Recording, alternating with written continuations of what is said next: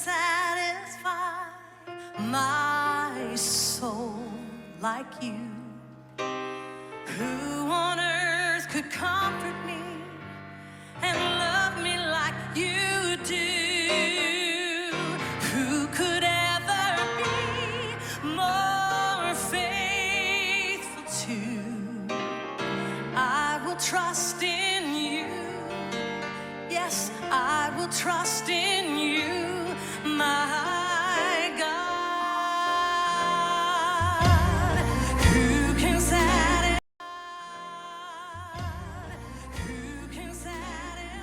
Hello, friends.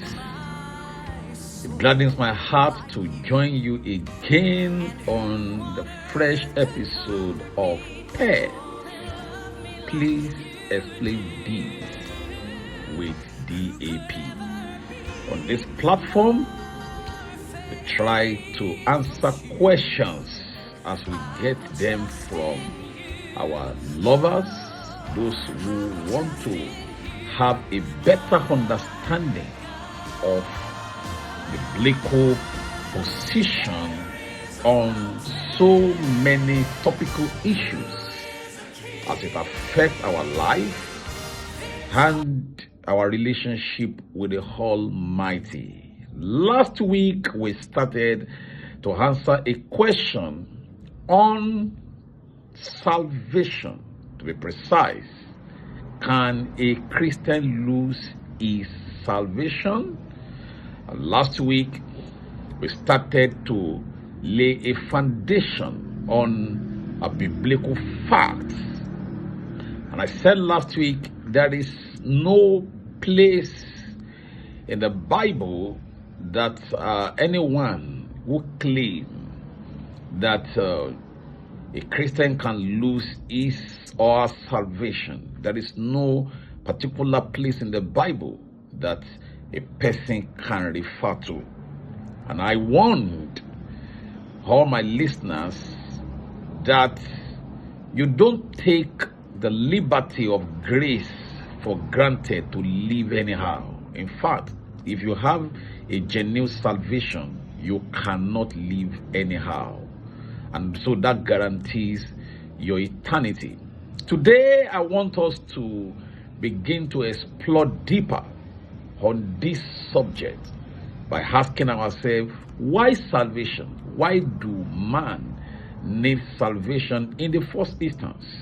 And I can tell you, right from the beginning, when God made man, salvation was not in the picture.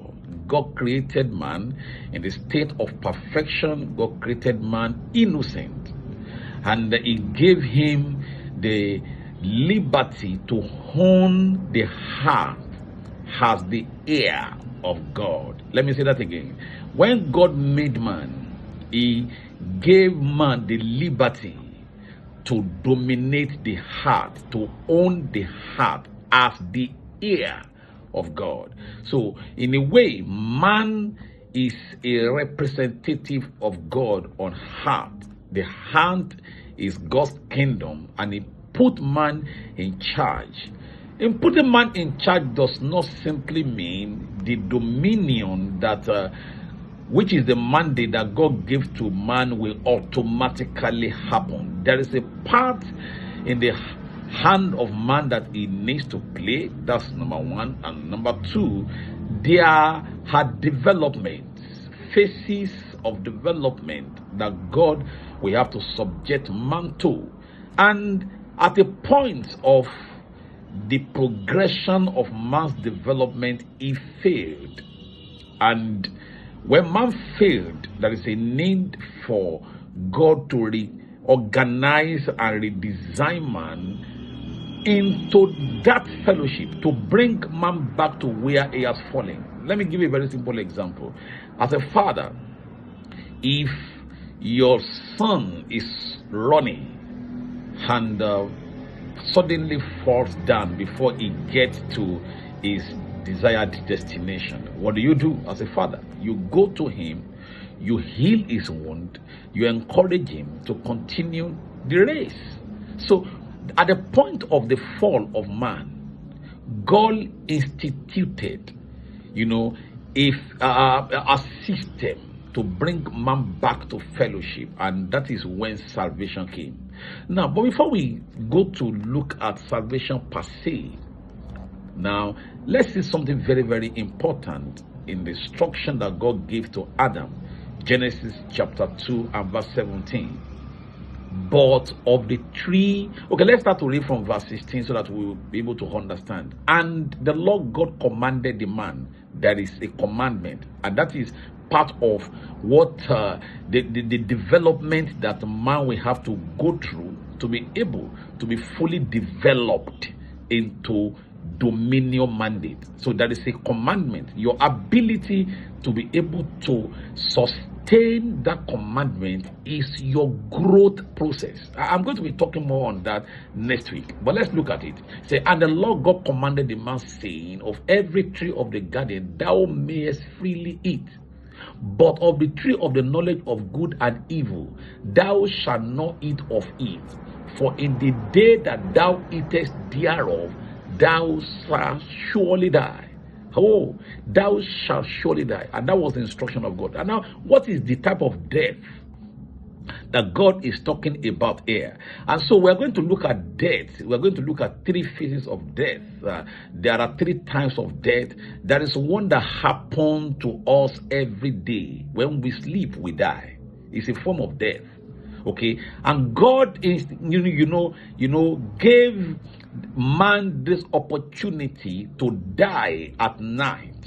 Okay, as is demonstrational, it is practical, and it is something that is inherent in our nature. And God is trying to tell us, anytime we sleep, okay, it's a form to cease from activities.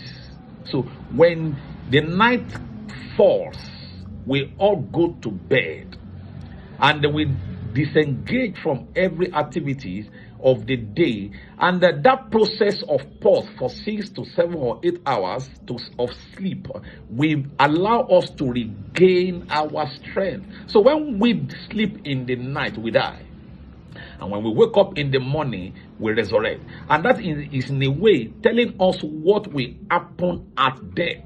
That when a man dies, automatically is going to wake up again. Then the second level of death is when there is a transition. And so before a transition occurs, there will be a separation. No, a separation from the body and the soul. And so this separation momentarily is another form of death. And God said to Adam in Genesis chapter 3, and let's start to read from verse 17. And unto Adam he said, because thou hast hearkened unto the voice of thy wife, and hast eaten of the tree of which I commanded thee, saying, thou shalt not eat of it, cursed is the ground for thy sake. In sorrow shalt thou eat of it all the days of thy life. Thorns also and thistles shall it bring forth to thee, and thou shalt eat the herb of the field. 19. In the sweat of thy face shalt thou eat bread, till thou return unto the ground, for out of it was thou taken.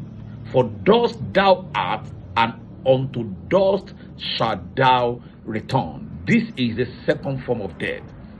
Okay, and because of time, allow me to pause from here. I will continue from here next time. But this second type of death is when a man has a separation from the body. There is a separation from the body and the soul.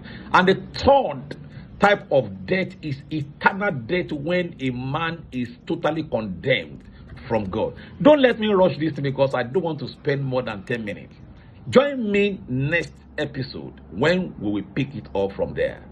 Have a lovely week ahead of you, and share this video, and God bless you as you do.